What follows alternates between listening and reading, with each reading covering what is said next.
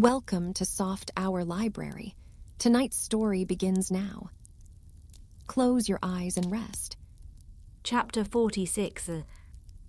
Elizabeth had been a good deal disappointed in not finding a letter from Jane on their first arrival at Lambton, and this disappointment had been renewed on each of the mornings that had now been spent there.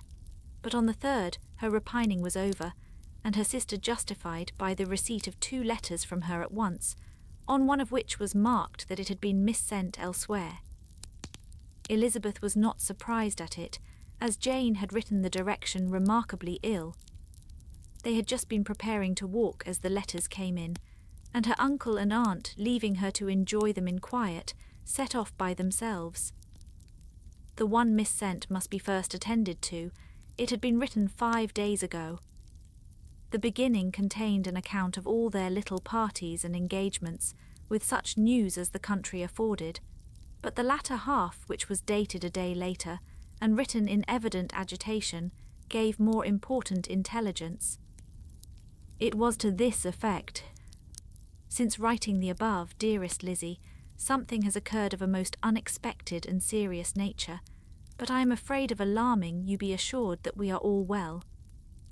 What I have to say relates to poor Lydia. An express came at 12 last night, just as we were all gone to bed, from Colonel Forster, to inform us that she was gone off to Scotland with one of his officers, to own the truth with Wickham. Imagine our surprise. To Kitty, however, it does not seem so wholly unexpected. I am very, very sorry. So imprudent a match on both sides, but I am willing to hope the best, and that his character has been misunderstood. Thoughtless and indiscreet, I can easily believe him, but this step, and let us rejoice over it, marks nothing bad at heart. His choice is disinterested at least, for he must know my father can give her nothing. Our poor mother is sadly grieved. My father bears it better. How thankful am I that we never let them know what has been said against him. We must forget it ourselves. They were off Saturday night about 12, as is conjectured, but were not missed till yesterday morning at 8. The express was sent off directly. My dear Lizzie, they must have passed within 10 miles of us. Colonel Forster gives us reason to expect him here soon. Lydia left a few lines for his wife, informing her of their intention. I must conclude, for I cannot be long from my poor mother. I am afraid you will not be able to make it out, but I hardly know what I have written.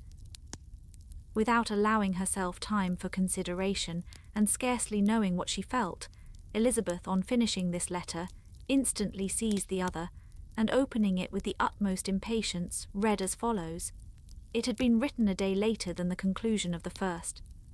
By this time, my dearest sister, you have received my hurried letter. I wish this may be more intelligible, but though not confined for time, my head is so bewildered that I cannot answer for being coherent. Dearest Lizzie, I hardly know what I would write, but I have bad news for you, and it cannot be delayed. Imprudent as a marriage between Mr. Wickham and our poor Lydia would be, we are now anxious to be assured it has taken place, for there is but too much reason to fear they are not gone to Scotland.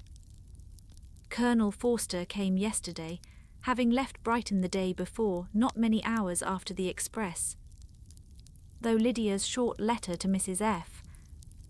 gave them to understand that they were going to Gretna Green, something was dropped by Denny expressing his belief that W. never intended to go there or to marry Lydia at all, which was repeated to Colonel F., who, instantly taking the alarm, set off from B, intending to trace their route. He did trace them easily to Clapham, but no farther, for on entering that place they removed into a hackney coach and dismissed the chaise that brought them from Epsom. All that is known after this is that they were seen to continue the London road. I know not what to think. After making every possible inquiry on that side of London, Colonel F.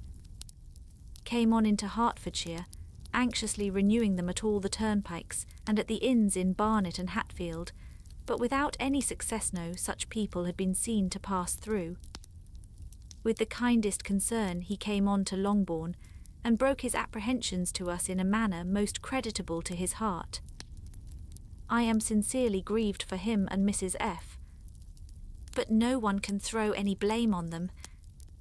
Our distress, my dear Lizzie, is very great. My father and mother believe the worst, but I cannot think so ill of him. Many circumstances might make it more eligible for them to be married privately in town than to pursue their first plan, and even if he could form such a design against a young woman of Lydia's connections, which is not likely, can I suppose her so lost to everything? Impossible. I grieve to find, however, that Colonel F. is not disposed to depend upon their marriage. He shook his head when I expressed my hopes, and said he feared W. was not a man to be trusted. My poor mother is really ill, and keeps her room.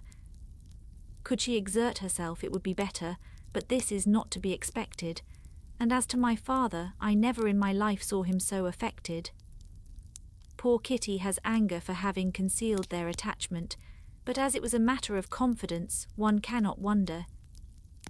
I am truly glad, dearest Lizzie, that you have been spared something of these distressing scenes, but now, as the first shock is over, shall I own that I long for your return?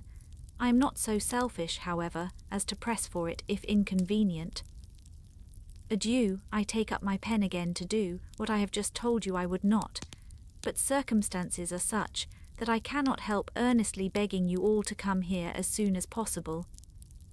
I know my dear uncle and aunt so well that I am not afraid of requesting it, though I have still something more to ask of the former.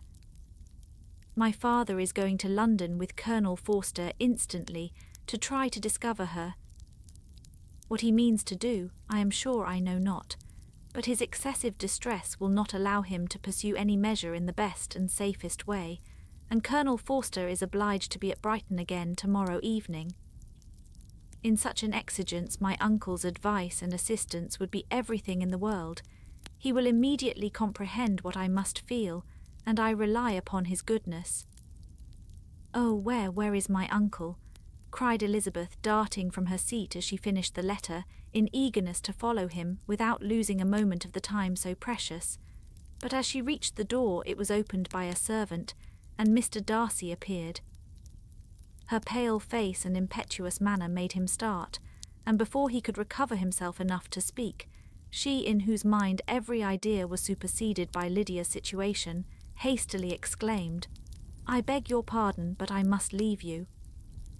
I must find Mr. Gardiner this moment on business that cannot be delayed. I have not an instant to lose." "Good God, what is the matter?" cried he with more feeling than politeness, then recollecting himself. "I will not detain you a minute, but let me or let the servant go after Mr. and Mrs. Gardiner." "You are not well enough, you cannot go yourself."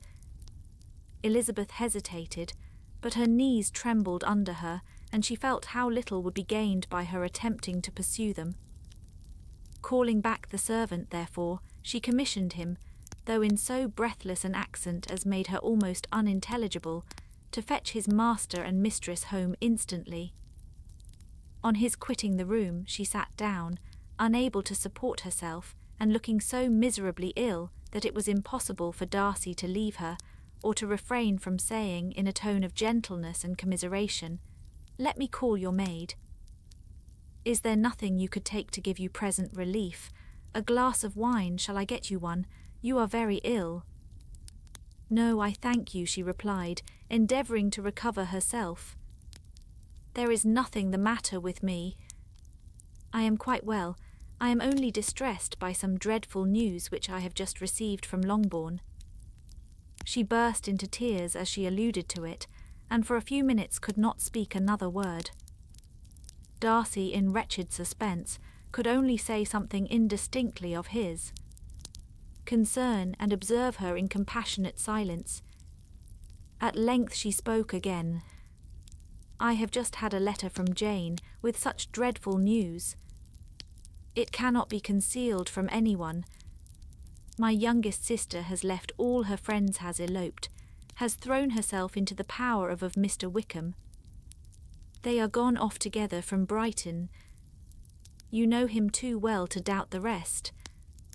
She has no money, no connections, nothing that can tempt him till she is lost for ever. Darcy was fixed in astonishment. When I consider, she added in a yet more agitated voice, that I might have prevented it, I who knew what he was. Had I but explained some part of it, only some part of what I learnt, to my own family, had his character been known, this could not have happened. But it is all too late now. I am grieved indeed, cried Darcy, grieved, shocked. But is it certain, absolutely certain? Oh yes, they left Brighton together on Sunday night, and were traced almost to London, but not beyond. They are certainly not gone to Scotland.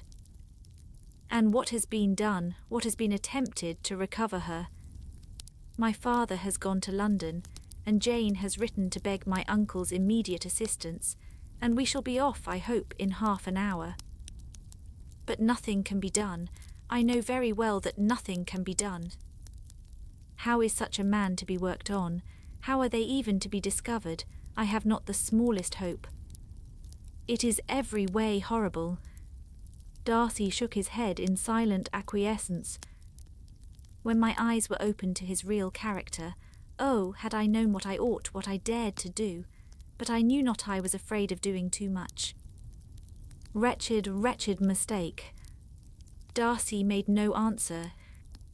He seemed scarcely to hear her, and was walking up and down the room in earnest meditation, his brow contracted, his air gloomy. Elizabeth soon observed, and instantly understood it. Her power was sinking. Everything must sink under such a proof of family weakness, such an assurance of the deepest disgrace. She could neither wonder nor condemn, but the belief of his self-conquest brought nothing consolatory to her bosom, afforded no palliation of her distress. It was, on the contrary, exactly calculated to make her understand her own wishes, and never had she so honestly felt that she could have loved him, as now, when all love must be vain. But self, though it would intrude, could not engross her.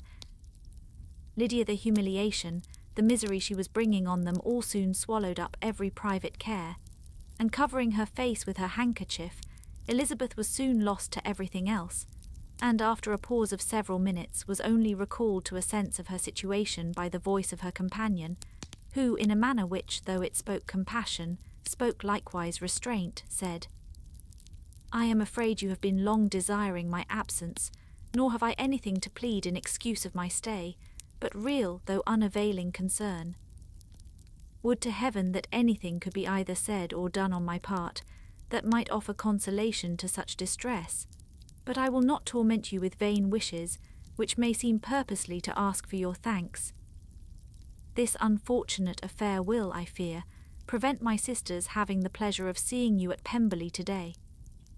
Oh yes, be so kind as to apologize for us to Miss Darcy. Say that urgent business calls us home immediately. Conceal the unhappy truth as long as it is possible. I know it cannot be long. He readily assured her of his secrecy, again expressed his sorrow for her distress, wished it a happier conclusion than there was at present reason to hope, and, leaving his compliments for her relations with only one serious parting look, went away. As he quitted the room, Elizabeth felt how improbable it was that they should ever see each other again on such terms of cordiality as had marked their several meetings in Derbyshire, and as she threw a retrospective glance over the whole of their acquaintance, so full of contradictions and varieties, sighed at the perverseness of those feelings which would now have promoted its continuance, and would formerly have rejoiced in its termination. If gratitude and esteem are good foundations of affection, Elizabeth's change of sentiment will be neither improbable nor faulty. But if otherwise, if the regard springing from such sources is unreasonable or unnatural, in comparison of what is so often described as arising on a first interview with its object, and even before two words have been exchanged, nothing can be said in her defence, except that she had given somewhat of a trial to the latter method, in her partiality for Wickham, and that its ill success might perhaps authorize her to seek the other less interesting mode of attachment. Be that as it may, she saw him go with regret, and in this early example of what Lydia's infamy must produce, found additional anguish as she reflected on that wretched business. Never since reading Jane's second letter had she entertained a hope of Wickham's meaning to marry her. No one but Jane, she thought, could flatter herself with such an expectation. Surprise was the least of all her feelings on this development. While the contents of the first letter remained on her mind, she was all surprise, all astonishment, that Wickham should marry a girl whom it was impossible he could marry for money, and how Lydia could ever have attached him had appeared incomprehensible. But now it was all too natural. For such an attachment as this, she might have sufficient charms, and though she did not suppose Lydia to be deliberately engaging in an elopement without the intention of marriage, she had no difficulty in believing that neither her virtue nor her understanding would preserve her from falling an easy prey. She had never perceived, while the regiment was in Hertfordshire, that Lydia had any partiality for him, but she was convinced that Lydia had wanted only encouragement to attach herself to anybody. Sometimes one officer, sometimes another, had been her favourite, as their attentions raised them in her opinion. Her affections had been continually fluctuating, but never without an object. The mischief of neglect and mistaken indulgence towards such a girl, oh, how acutely did she now feel it! She was wild to be at home, to hear, to see, to be upon the spot, to share with Jane in the cares that must now fall wholly upon her, in a family so deranged, a father absent, a mother incapable of exertion, and requiring constant attendance. And though almost persuaded that nothing could be done for Lydia, her uncle's interference seemed of the utmost importance. Until he entered the room, the misery of her impatience was severe. Mr. and Mrs. Gardiner had hurried back in alarm, supposing by the servant's account that their niece was taken suddenly ill, but satisfying them instantly on that head, she eagerly communicated the cause of their summons, reading the 2 letters aloud, and dwelling on the postscript of the last with trembling energy. Though Lydia had never been a favourite with them, Mr. and Mrs. Gardiner could not but be deeply affected. Not Lydia only, but all were concerned in it, and after the first exclamations of surprise and horror, Mr. Gardiner readily promised every assistance in his power.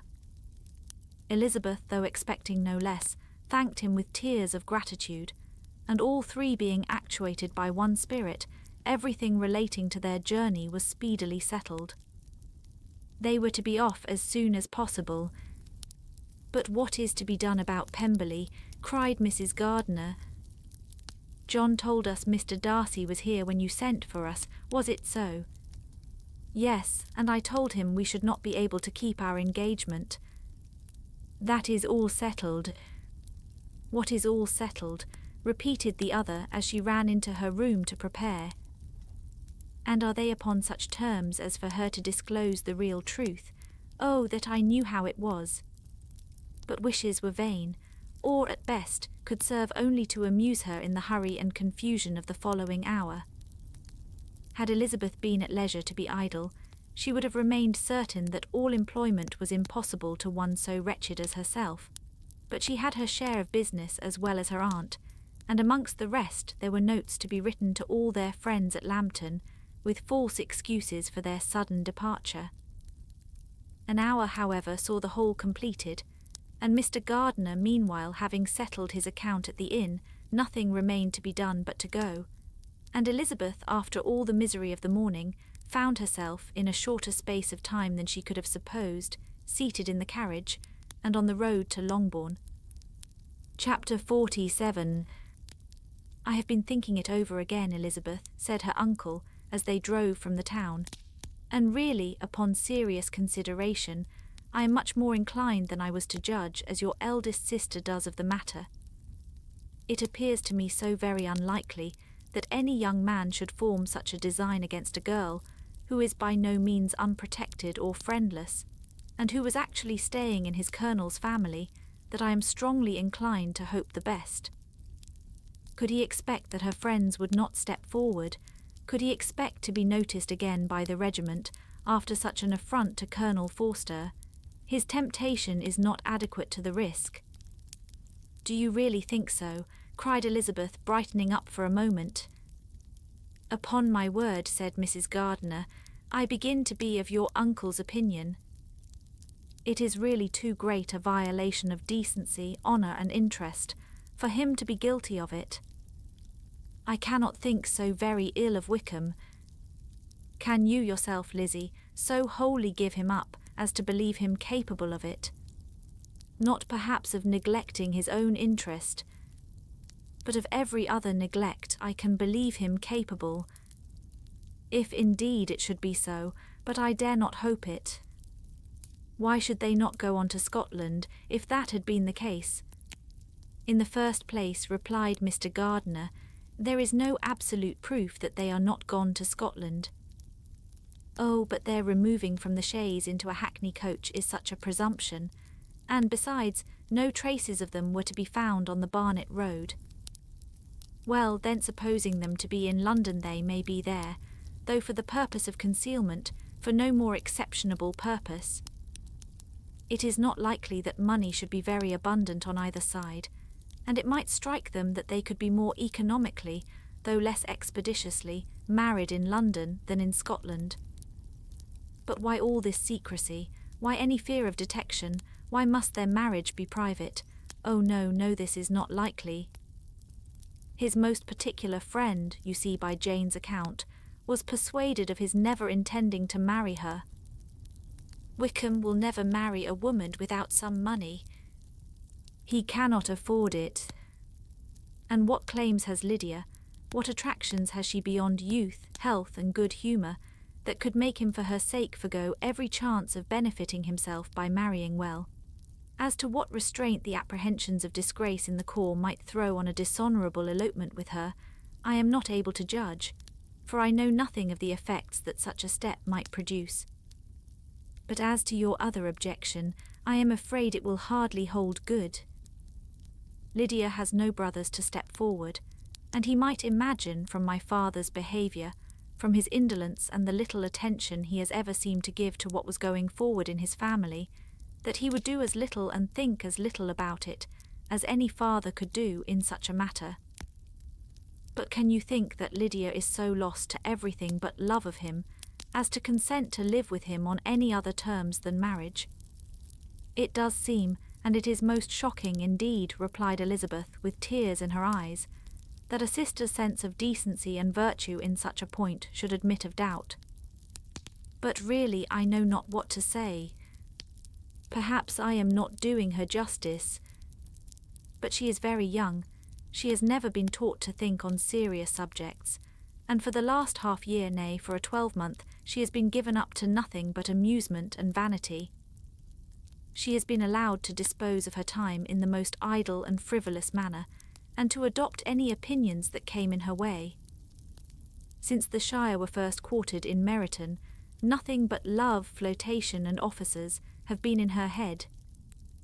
She has been doing everything in her power, by thinking and talking on the subject, to give greater, what shall I call it, susceptibility to her feelings, which are naturally lively enough.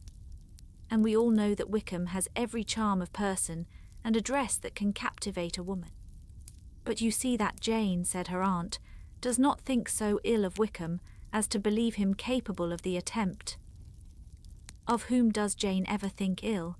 And who is there, whatever might be their former conduct, that she would believe capable of such an attempt till it were proved against them? But Jane knows, as well as I do, what Wickham really is. We both know that he has been profligate in every sense of the word, that he has neither integrity nor honour, that he is as false and deceitful as he is insinuating. And do you really know all this? Cried Mrs. Gardiner, whose curiosity as to the mode of her intelligence was all alive. I do indeed, replied Elizabeth, colouring. I told you the other day of his infamous behaviour to Mr. Darcy, and you yourself, when last at Longbourn, heard in what manner he spoke of the man who had behaved with such forbearance and liberality towards him. And there are other circumstances which I am not at liberty, which it is not worth while to relate, but his lies about the whole Pemberley family are endless. From what he said of Miss Darcy, I was thoroughly prepared to see a proud, reserved, disagreeable girl. Yet he knew to the contrary himself. He must know that she was as amiable and unpretending as we have found her. But does Lydia know nothing of this? Can she be ignorant of what you and Jane seem so well to understand? Oh yes, that is the worst of all. Till I was in Kent, and saw so much both of Mr. Darcy and his relation Colonel Fitzwilliam, I was ignorant of the truth myself. And when I returned home, the Shire was to leave Meryton in a week or fortnight's time. As that was the case, neither Jane, to whom I related the whole, nor I, thought it necessary to make our knowledge public, for of what use could it apparently be to anyone that the good opinion which all the neighbourhood had of him should then be overthrown? And even when it was settled that Lydia should go with Mrs. Forster, the necessity of opening her eyes to his character never occurred to me. That she could be in any danger from the deception never entered my head. That such a consequence as this should ensue, you may easily believe was far enough from my thoughts. When they all removed to Brighton, therefore, you had no reason, I suppose, to believe them fond of each other. Not the slightest. I can remember no symptom of affection on either side, and had anything of the kind been perceptible, you must be aware that ours is not a family on which it could be thrown away. When first he entered the corps, she was ready enough to admire him, but so we all were. Every girl in or near Meryton was out of her senses about him for the first 2 months, but he never distinguished her by any particular attention, and consequently, after a moderate period of extravagant and wild admiration, her fancy for him gave way, and others of the regiment who treated her with more distinction again became her favourites. It may be easily believed that however little of novelty could be added to their fears, hopes, and conjectures on this interesting subject by its repeated discussion, no other could detain them from it long during the whole of the journey. From Elizabeth's thoughts it was never absent. Fixed there by the keenest of all anguish, self-reproach, she could find no interval of ease or forgetfulness. They travelled as expeditiously as possible, and sleeping one night on the road, reached Longbourn by dinner-time the next day. It was a comfort to Elizabeth to consider that Jane could not have been wearied by long expectations. The little gardeners, attracted by the sight of a chaise, were standing on the steps of the house as they entered the paddock, and when the carriage drove up to the door, the joyful surprise that lighted up their faces and displayed itself over their whole bodies in a variety of capers and frisks was the first pleasing earnest of their welcome. Elizabeth jumped out, and after giving each of them a hasty kiss, hurried into the vestibule, where Jane, who came running downstairs from her mother's apartment, immediately met her. Elizabeth, as she affectionately embraced her, whilst tears filled the eyes of both, lost not a moment in asking whether anything had been heard of the fugitives. "Not yet," replied Jane, "but now that my dear uncle is come, I hope everything will be well." "Is my father in town?" "Yes, he went on Tuesday, as I wrote you word." "And have you heard from him often?" "We have heard only once. He wrote me a few lines on Wednesday, to say that he had arrived in safety, and to give me his directions, which I particularly begged him to do. He merely added that he should not write again, till he had something of importance to mention. "And my mother, how is she? How are you all?" "My mother is tolerably well, I trust, though her spirits are greatly shaken. She is upstairs, and will have great satisfaction in seeing you all. She does not yet leave her dressing-room. Mary and Kitty, thank heaven, are quite well." "But you, how are you?" cried Elizabeth. "You look pale. How much you must have gone through." Her sister, however, assured her of her being perfectly well, and their conversation, which had been passing while Mr. and Mrs. Gardiner were engaged with their children, was now put an end to by the approach of the whole party. Jane ran to her uncle and aunt, and welcomed and thanked them both, with alternate smiles and tears. When they were all in the drawing-room, the questions which Elizabeth had already asked were of course repeated by the others, and they soon found that Jane had no intelligence to give. The sanguine hope of good, however, which the benevolence of her heart suggested, had not yet deserted her. She still expected that it would all end well, and that every morning would bring some letter, either from Lydia or her father, to explain their proceedings, and perhaps announce the marriage. Mrs. Bennet, to whose apartment they all repaired after a few minutes' conversation together, received them exactly as might be expected, with tears and lamentations of regret, invectives against the villainous conduct of Wickham, and complaints of her own sufferings and ill usage, blaming everybody but the person to whose ill-judging indulgence the errors of her daughter must be principally owing. "If I had been able," said she, "to carry my point in going to Brighton with all my family, this would not have happened, but poor dear Lydia had nobody to take care of her. Why did the Forsters ever let her go out of their sight? I am sure there was some great neglect or other on their side, for she is not the kind of girl to do such a thing if she had been well looked after. I always thought they were very unfit to have the charge of her, but I was overruled, as I always am.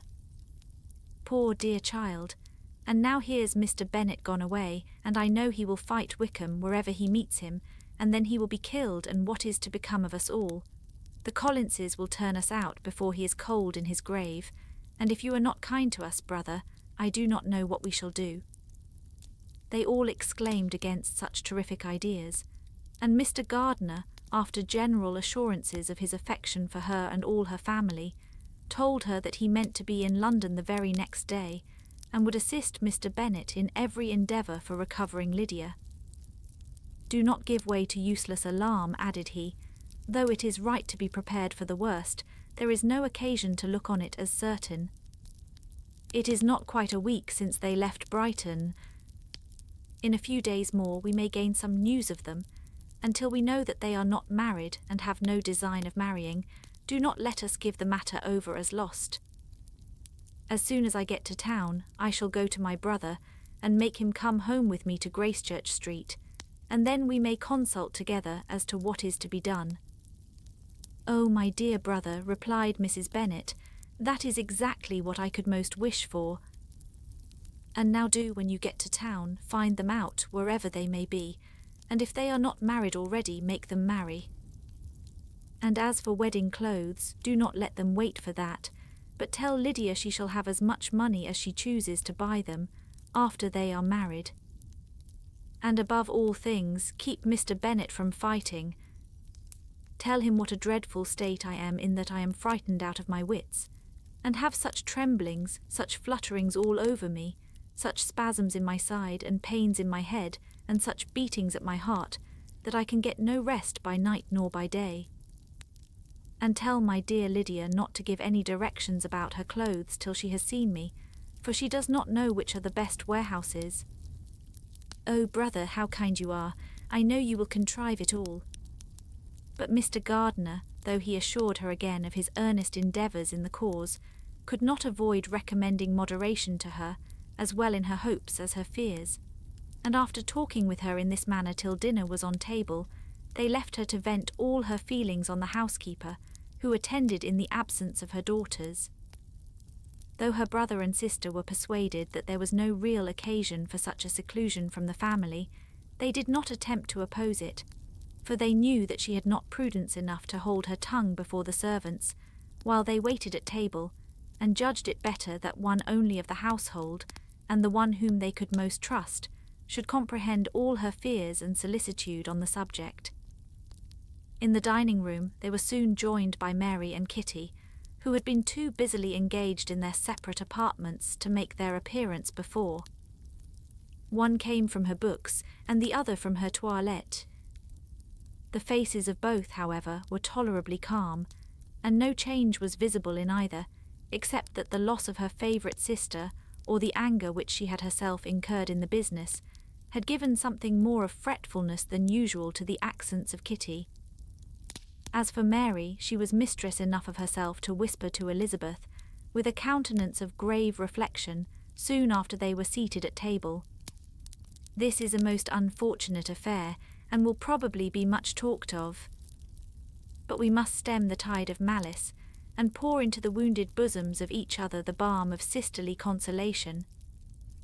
Then, perceiving in Elizabeth no inclination of replying, she added, "Unhappy as the event must be for Lydia, we may draw from it this useful lesson, that loss of virtue in a female is irretrievable, that one false step involves her in endless ruin, that her reputation is no less brittle than it is beautiful, and that she cannot be too much guarded in her behaviour towards the undeserving of the other sex." Elizabeth lifted up her eyes in amazement, but was too much oppressed to make any reply. Mary, however, continued to console herself with such kind of moral extractions from the evil before them. In the afternoon, the two elder Miss Bennets were able to be for half an hour by themselves, and Elizabeth instantly availed herself of the opportunity of making any inquiries which Jane was equally eager to satisfy. After joining in general lamentations over the dreadful sequel of this event, which Elizabeth considered as all but certain, and Miss Bennet could not assert to be wholly impossible, the former continued the subject by saying, "But tell me all and everything about it which I have not already heard. Give me further particulars. What did Colonel Forster say? Had they no apprehension of anything before the elopement took place? They must have seen them together forever." Colonel Forster did own that he had often suspected some partiality, especially on Lydia's side, but nothing to give him any alarm. "I am so grieved for him. His behaviour was attentive and kind to the utmost. He was coming to us in order to assure us of his concern, before he had any idea of their not being gone to Scotland. When that apprehension first got abroad, it hastened his journey." "And was Denny convinced that Wickham would not marry? Did he know of their intending to go off? Had Colonel Forster seen Denny himself?" "Yes, but when questioned by him, Denny denied knowing anything of their plan, and would not give his real opinion about it. He did not repeat his persuasion of their not marrying, and from that I am inclined to hope he might have been misunderstood before. Until Colonel Forster came himself, not one of you entertained a doubt, I suppose, of their being really married. How was it possible that such an idea should enter our brains? I felt a little uneasy, a little fearful of my sister's happiness with him in marriage, because I knew that his conduct had not been always quite right. My father and mother knew nothing of that. They only felt how imprudent a match it must be." Kitty then owned, with a very natural triumph on knowing more than the rest of us, that in Lydia's last letter she had prepared her for such a step. She had known, it seems, of their being in love with each other many weeks. But not before they went to Brighton. No, I believe not. And did Colonel Forster appear to think ill of Wickham himself? Does he know his real character? I must confess that he did not speak so well of Wickham as he formerly did. He believed him to be imprudent and extravagant, and since this sad affair has taken place, it is said that he left Meryton greatly in debt, but I hope this may be false. Oh, Jane, had we been less secret, had we told what we knew of him, this could not have happened. Perhaps it would have been better, replied her sister, but to expose the former faults of any person, without knowing what their present feelings were, seemed unjustifiable. We acted with the best intentions. Could Colonel Forster repeat the particulars of Lydia's note to his wife? He brought it with him for us to see. Jane then took it from her pocket-book and gave it to Elizabeth. These were the contents. NIND, my dear Harriet. You will laugh when you know where I am gone, and I cannot help laughing myself at your surprise tomorrow morning, as soon as I am missed. I am going to Gretna Green, and if you cannot guess with who, I shall think you a simpleton, for there is but one man in the world I love, and he is an angel. I should never be happy without him, so think it no harm to be off. You need not send them word at Longbourn of my going, if you do not like it, for it will make the surprise the greater when I write to them, and sign my name Lydia Wickham. What a good joke it will be, I can hardly write for laughing. Pray make my excuses to Pratt for not keeping my engagement, and dancing with him tonight. Tell him I hope he will excuse me when he knows all, and tell him I will dance with him at the next ball we meet with great pleasure. I shall send for my clothes when I get to Longbourn, but I wish you would tell Sally to mend a great slit in my worked muslin gown before they are packed up. Goodbye. Give my love to Colonel Forster. I hope you will drink to our good journey. Your affectionate friend, Lydia B. Oh, thoughtless, thoughtless Lydia, cried Elizabeth when she had finished it. What a letter is this, to be written at such a moment, but at least it shows that she was serious in the object of her journey. Whatever he might afterwards persuade her to, it was not on her side a scheme of infamy.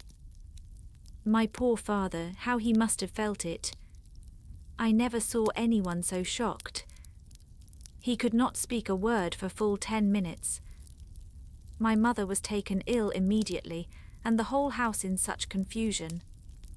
Oh, Jane, cried Elizabeth, was there a servant belonging to it who did not know the whole story before the end of the day?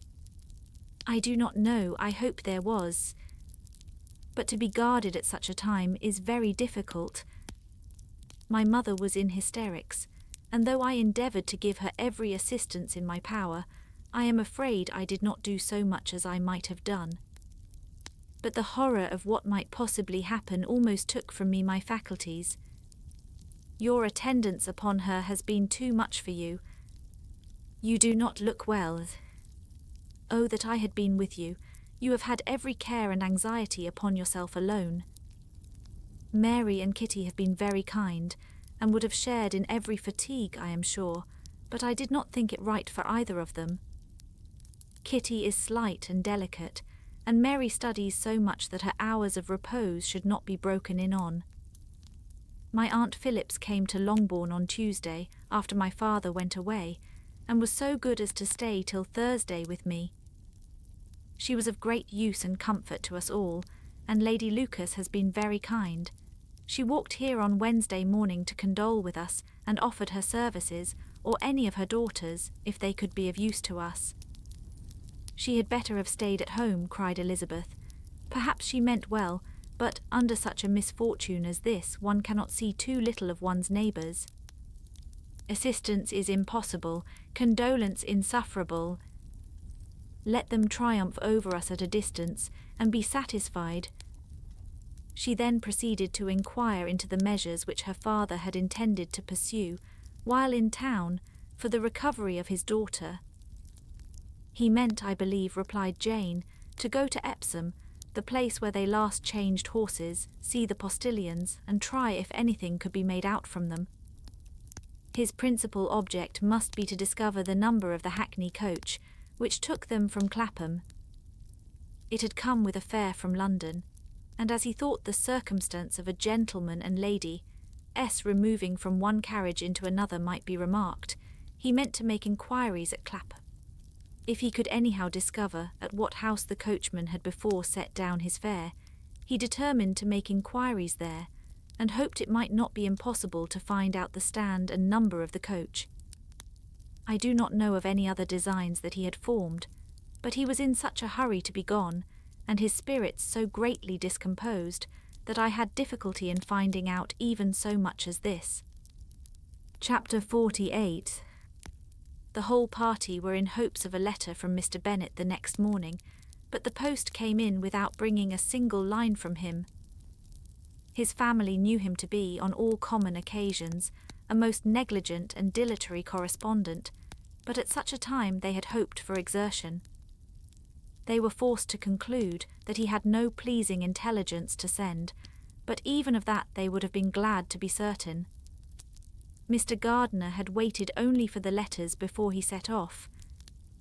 When he was gone, they were certain at least of receiving constant information of what was going on, and their uncle promised at parting to prevail on Mr. Bennet to return to Longbourn as soon as he could, to the great consolation of his sister, who considered it as the only security for her husband's not being killed in a duel. Mrs. Gardiner and the children were to remain in Hertfordshire a few days longer, as the former thought her presence might be serviceable to her nieces. She shared in their attendance on Mrs. Bennet, and was a great comfort to them in their hours of freedom.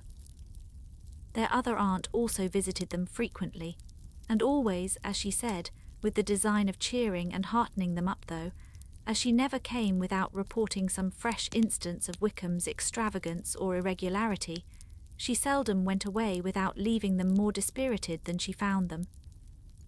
All Meryton seemed striving to blacken the man who, but 3 months before, had been almost an angel of light.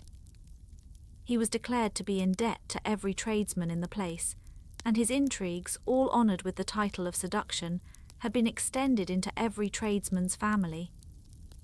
Everybody declared that he was the wickedest young man in the world, and everybody began to find out that they had always distrusted the appearance of his goodness.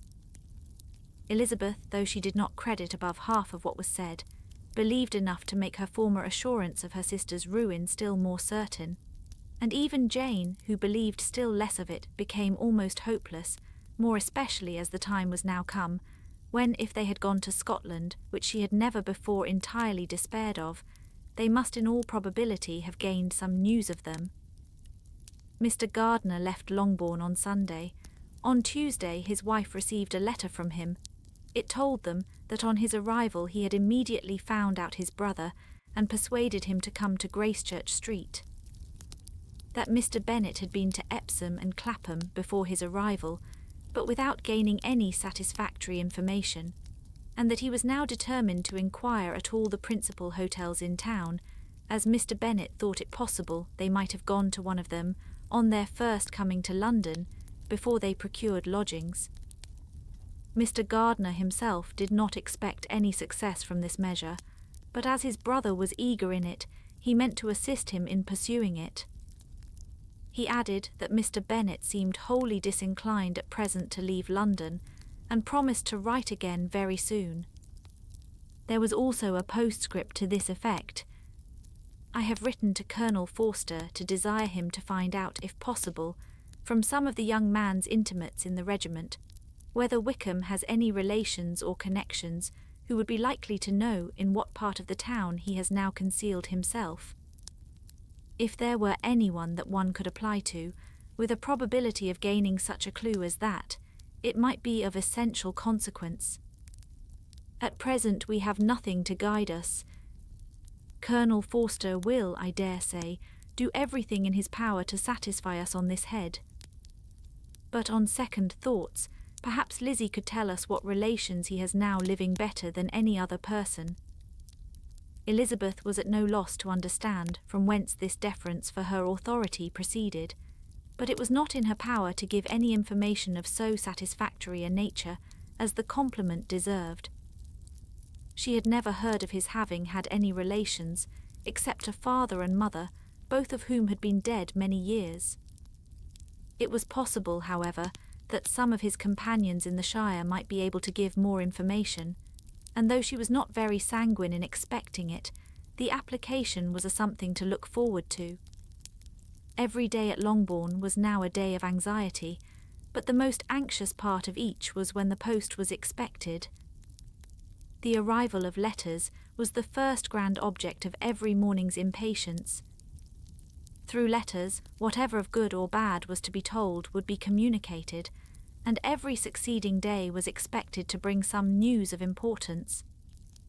But before they heard again from Mr. Gardiner, a letter arrived for their father from a different quarter from Mr. Collins, which, as Jane had received directions to open all that came for him in his absence, she accordingly read, and Elizabeth, who knew what curiosities his letters always were, looked over her, and read it likewise. It was as follows: "My dear Sir Asterisk, I feel myself called upon, by our relationship and my situation in life, to condole with you on the grievous affliction you are now suffering under, of which we were yesterday informed by a letter from Hertfordshire. Be assured, my dear sir, that Mrs. Collins and myself sincerely sympathise with you, and all your respectable family, in your present distress, which must be of the bitterest kind, because proceeding from a cause which no time can remove. No arguments shall be wanting on my part that can alleviate so severe a misfortune, or that may comfort you under a circumstance that must be, of all others, most afflicting to a parent's mind. The death of your daughter would have been a blessing in comparison of this, and it is the more to be lamented because there is reason to suppose, as my dear Charlotte informs me, that this licentiousness of behaviour in your daughter has proceeded from a faulty degree of indulgence, though at the same time, for the consolation of yourself and Mrs. Bennet, I am inclined to think that her own disposition must be naturally bad, or she could not be guilty of such an enormity at so early an age. Howsoever that may be, you are grievously to be pitied, in which opinion I am not only joined by Mrs. Collins, but likewise by Lady Catherine and her daughter, to whom I have related the affair. They agree with me in apprehending that this false step in one daughter will be injurious to the fortunes of all the others, for who, as Lady Catherine herself condescendingly says, will connect themselves with such a family? And this consideration leads me, moreover, to reflect with augmented satisfaction on a certain event of last November, for had it been otherwise, I must have been involved in all your sorrow and disgrace. Let me advise you then, my dear sir, to console yourself as much as possible, to throw off your unworthy child from your affection for ever, and leave her to reap the fruits of her own heinous offence. I am, dear sir, etc., etc. Mr. Gardiner did not write again till he had received an answer from Colonel Forster, and then he had nothing of a pleasant nature to send. It was not known that Wickham had a single relation with whom he kept up any connection, and it was certain that he had no near one living.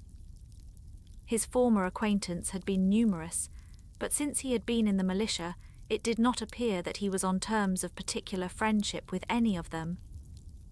There was no one, therefore, who could be pointed out as likely to give any news of him, and in the wretched state of his own finances, there was a very powerful motive for secrecy, in addition to his fear of discovery by Lydia's relations, for it had just transpired that he had left gaming debts behind him to a very considerable amount. Colonel Forster believed that more than £1,000 would be necessary to clear his expenses at Brighton. He owed a good deal in the town, but his debts of honour were still more formidable. Mr. Gardiner did not attempt to conceal these particulars from the Longbourn family. Jane heard them with horror. "A gamester," she cried. "This is wholly unexpected. I had not an idea of it." Mr. Gardiner added in his letter that they might expect to see their father at home on the following day, which was Saturday. Rendered spiritless by the ill success of all their endeavours, he had yielded to his brother-in-law's entreaty that he would return to his family, and leave it to him to do whatever occasion might suggest to be advisable for continuing their pursuit. When Mrs. Bennet was told of this, she did not express so much satisfaction as her children expected, considering what her anxiety for his life had been before. "What is he coming home and without poor Lydia?" she cried. "Sure he will not leave London before he has found them, who is to fight Wickham and make him marry her if he comes away." As Mrs. Gardiner began to wish to be at home, it was settled that she and her children should go to London at the same time that Mr. Bennet came from it. The coach, therefore, took them the first stage of their journey and brought its master back to Longbourn.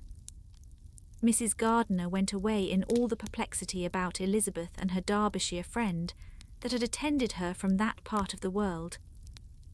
His name had never been voluntarily mentioned before them by her niece, and the kind of half-expectation which Mrs. Gardiner had formed of their being followed by a letter from him had ended in nothing. Elizabeth had received none since her return, that could come from Pemberley. The present unhappy state of the family rendered any other excuse for the lowness of her spirits unnecessary. Nothing, therefore, could be fairly conjectured from that, though Elizabeth, who was by this time tolerably well acquainted with her own feelings, was perfectly aware that, had she known nothing of Darcy, she could have borne the dread of Lydia's infamy somewhat better.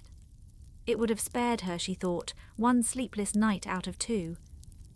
When Mr. Bennet arrived, he had all the appearance of his usual philosophic composure. He said as little as he had ever been in the habit of saying, made no mention of the business that had taken him away, and it was some time before his daughters had courage to speak of it. It was not till the afternoon, when he joined them at tea, that Elizabeth ventured to introduce the subject, and then, on her briefly expressing her sorrow for what he must have endured, he replied, "Say nothing of that. Who should suffer but myself? It has been my own doing, and I ought to feel it." "You must not be too severe upon yourself," replied Elizabeth. "You may well warn me against such an evil. Human nature is so prone to fall into it. No, Lizzie, let me once in my life feel how much I have been to blame. I am not afraid of being overpowered by the impression. It will pass away soon enough. Do you suppose them to be in London?" "Yes, where else can they be so well concealed?"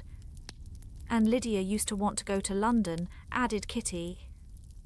"She is happy then," said her father dryly, "and her residence there will probably be of some duration." Then, after a short silence, he continued, "Lizzie, I bear you no ill will for being justified in your advice to me last May, which, considering the event, shows some greatness of mine."